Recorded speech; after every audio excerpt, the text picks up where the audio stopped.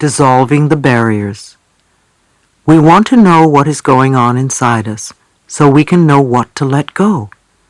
Instead of hiding our pain, we can release it totally.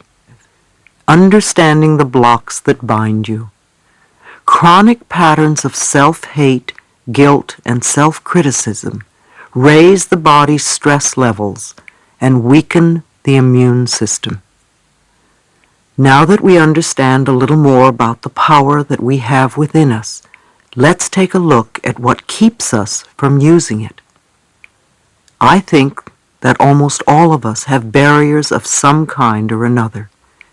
Even when we do a lot of work on ourselves and clear out the blocks, new layers of old barriers still keep coming up. Many of us feel so flawed that we believe that we are not good enough and never will be. Again, if we find something wrong with us, then we are going to find something wrong with other people as well. If we are still continuing to say, "I can't do this because my mother said," or "my father did," then we have not yet grown up. So now you want to let your barriers go, and perhaps learn something different that you didn't know before now. Perhaps one sentence here will trigger a new thought. Can you imagine how wonderful it would be if every day you learned a new idea that would help you let go of the past and create harmony in your life? When you become aware and understand the individual process of life, you will know what direction to take. If you put your energies into learning something about yourself, you will eventually see those problems and issues that you need to dissolve. We all have challenges in life. Everybody does. Nobody goes through life without them. Otherwise, what would be the purpose of coming to this particular school called Earth? For some, there are health challenges, and for other people there are relationship challenges, or career, or financial challenges. Some have a little or a lot of everything. I think one of our biggest problems is that most of us haven't the faintest idea of what it is we want to let go.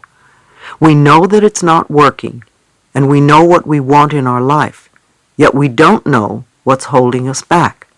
So let's take time to look at the blocks that bind us. If you think for a moment about your own patterns and problems and the things that hold you back, which categories do they fall into? Criticism, fear, guilt, or resentment? I call these categories the Big Four. Which is your favorite one? Mine was a combination of criticism and resentment.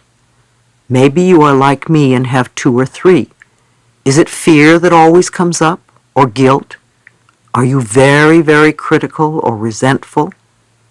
Let me point out that resentment is anger that is stuffed down. So if you believe you are not allowed to express your anger, then you have stored a lot of resentment. We cannot deny our feelings. We cannot conveniently ignore them.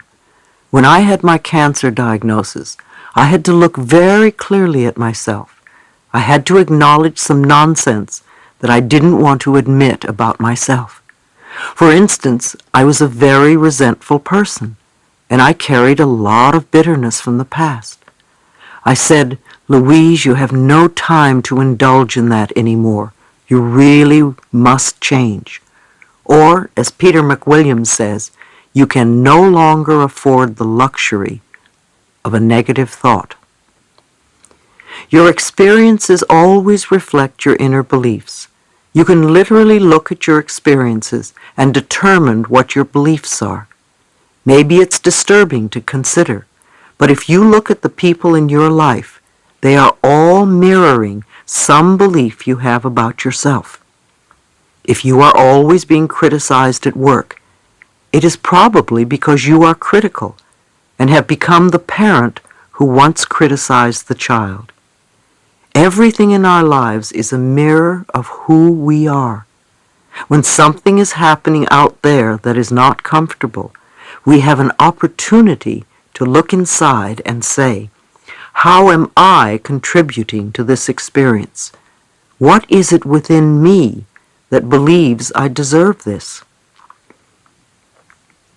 We all have family patterns, and it is very easy for us to blame our parents or our childhood or our environment, but that keeps us stuck. We don't become free. We remain victims, and we perpetrate the same problems over and over again. So it really doesn't matter what anybody else did to you or what they taught you in the past. Today is a new day. You are now in charge. Now is the moment in which you are creating the future in your life and your world. It really doesn't matter what I say either, because only you can do the work. Only you can change the way you think and feel and act. I'm just saying that you can. You definitely can, because you have a higher power within you that can help you break free from these patterns if you allow it. You can remind yourself that when you were a little baby, you loved yourself for who you were. There is not one little baby who criticizes its body and thinks, "Oh, my hips are too big." Babies are thrilled and delighted just because they have bodies. They express their feelings. When a baby is happy, you know it. And when a baby is angry, the whole neighborhood knows it. They are never afraid to let people know how they feel. They live in the moment. And you were like that once. As you grew up, you listened to people around you, and you learned about fear and guilt and criticism from them. If you grew up in a family where criticism was the norm, then you are going to be critical as an adult. If you grew up in a family where you were not allowed to express anger, then you are probably terrified of anger and confrontation, and you swallow it and let it reside in your body. If you were raised in a family where everybody was manipulated by guilt, then you are probably going to be the same way as an adult. You are probably a person who runs around saying, "I'm sorry," all the time, and can never ask for anything outright.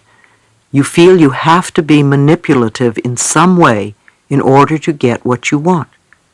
As we grow up, we begin to pick up these false ideas and lose touch with our inner wisdom.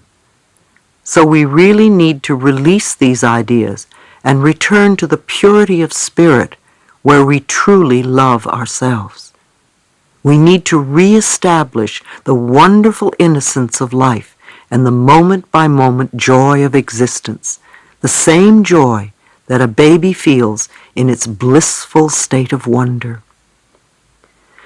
Think of what you want to become true for yourself. State them in positive, not negative affirmations. Now go to the mirror, look in your eyes, and repeat your affirmations. See what obstacles are in your way. When you begin to state an affirmation like, "I love and approve of myself," really pay attention to what negative messages come up, because as you recognize them, they become the treasures that will unlock the door to your freedom. Usually the messages are one of the four I mentioned earlier: criticism, fear, guilt, or resentment.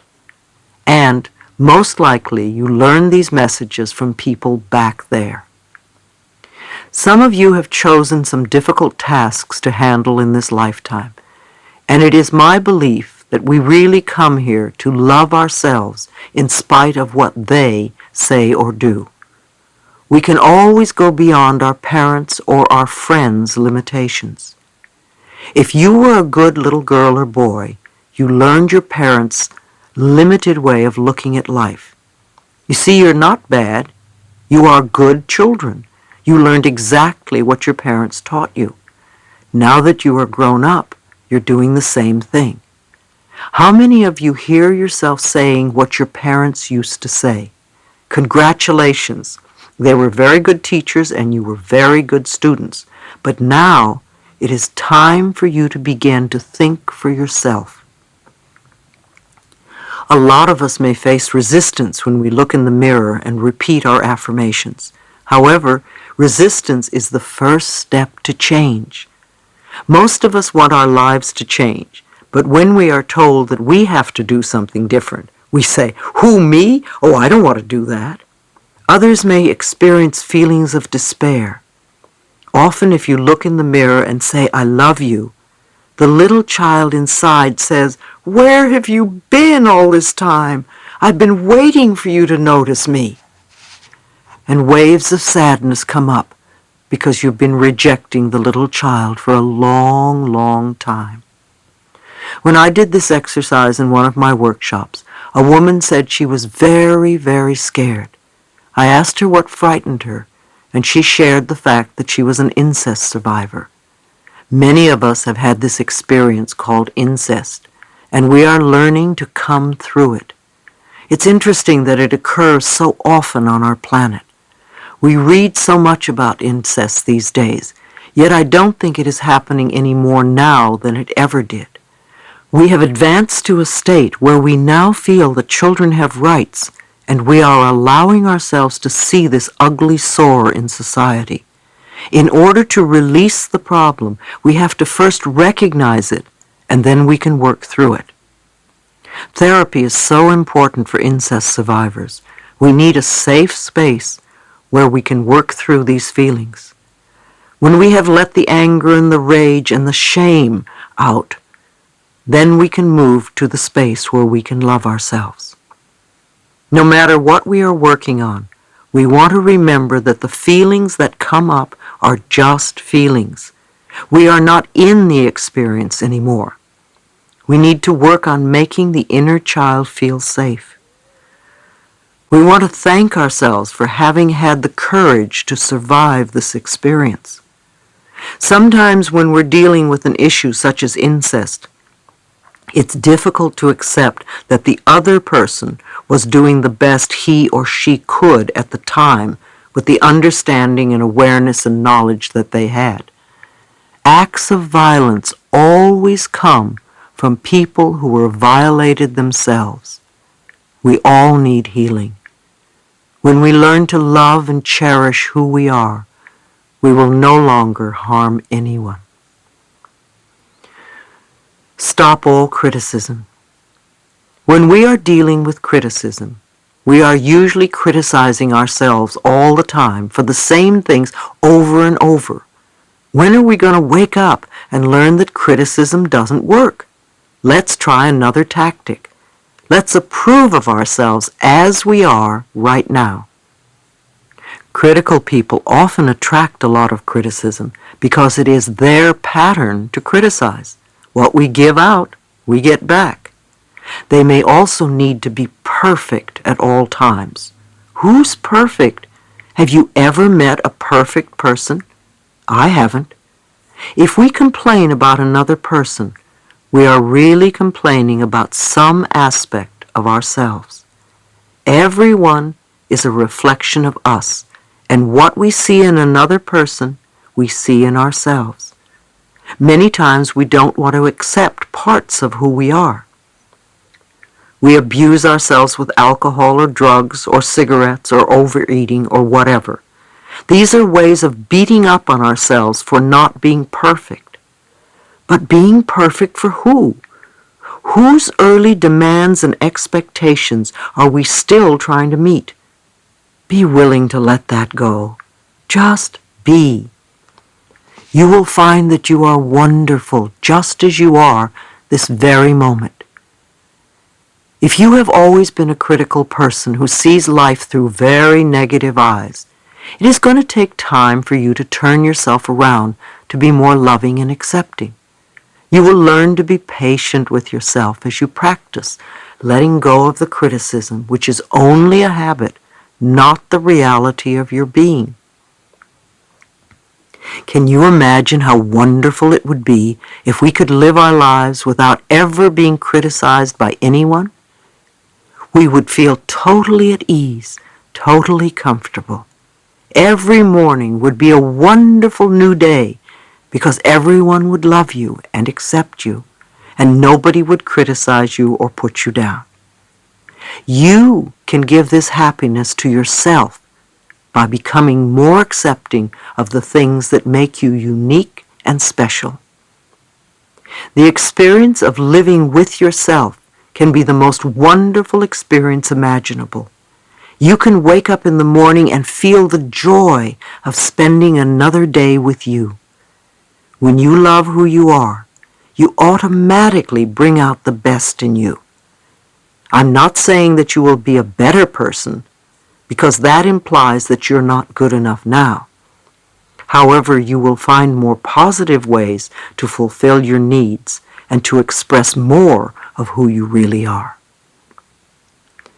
Guilt makes us feel inferior.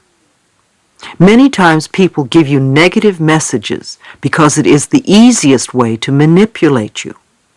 If someone is trying to make you feel guilty, ask yourself, what do they want? Why are they doing this? Ask these questions instead of inwardly agreeing, oh yes, I'm guilty, I must do what they say.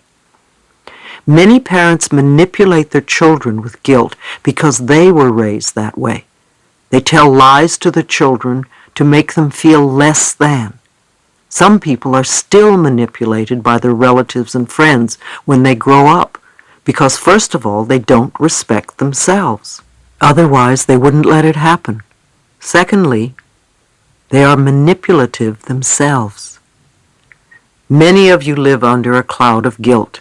You always feel wrong, or that you are not doing the right thing, or apologizing to someone for something. You will not forgive yourself for something you did in the past. You berate yourself for a lot that goes on in your life. Let these clouds dissipate. You don't need to live that way any longer. Those of you who feel guilty can now learn to say no and call people on their nonsense. I'm not saying to be angry with them, but you don't have to play their game anymore. If saying no is new to you, say it very simply. No, I cannot do that. Don't give excuses, or the manipulator will have ammunition to talk you out of your decision. When people see that manipulating you doesn't work, they will stop. People will only control you as long as you allow them to. You may feel guilty the first time you say no. However, it gets easier the next few times. A woman at one of my lectures had a baby who was born with a congenital heart disease. She felt guilty because she believed that it was her fault. She did something to the baby. Unfortunately, guilt does not solve anything. In her case, no one did anything wrong. I told her that I thought it could have been a soul choice for the baby and a lesson for both the mother and baby. My answer for her was to love the baby and love herself and stop feeling that she did something wrong. That sort of guilt would not heal anyone. If you do something that you are sorry about, stop doing it. If you did something in the past that you still feel guilty about, forgive yourself. If you can make amends, do it, and don't repeat the action again. Every time guilt comes up in your life, ask yourself, what do I still believe about myself? Who am I trying to please? Notice the childhood beliefs that come up. When somebody comes to me who's been involved in a car accident, there is usually guilt on a deep-seated level and a need for punishment. There can also be a lot of repressed hostility because we feel we don't have the right to speak up for ourselves. Guilt seeks punishment, so we can literally become our own judge, jury, and executioner, condemning ourselves to a self-imposed prison. We punish ourselves, and there is no one around to come to our defense. It's time to forgive ourselves and set ourselves free. One elderly lady at one of my seminars felt enormous guilt about her middle-aged son. He was an only child who grew up to be a very withdrawn person. She felt guilty because she was very strict with him while he was growing up. I explained that she had done the best she knew how to do at the time. I believe he chose her as a mother before he incarnated into this lifetime, so on a spiritual level he knew what he was doing. I told her that she was wasting all her energy feeling guilty about something that she couldn't change. She sighed and said, "It's such a shame that he's this way, and I'm sorry I did a bad job." Now you see, that's wasted energy because it doesn't help her son now, and it certainly doesn't help her. Guilt becomes a very heavy burden and makes people feel inferior. Instead, I told her that every time the feeling came up, she could say something like, "No, I don't want to feel that way anymore. I'm willing to learn to love myself. I accept my son exactly as he is." If she continued to do this, the pattern would start to shift, and she would free both of them. Even if we don't know how to love ourselves, the fact that we are willing to love ourselves will create the difference. It's just not worth it to hold on to these old patterns. The lesson is always love yourself. Her lesson was not to heal her son, but to love herself. He came into this life to love himself. She can't do it for him, and he can't do it for her.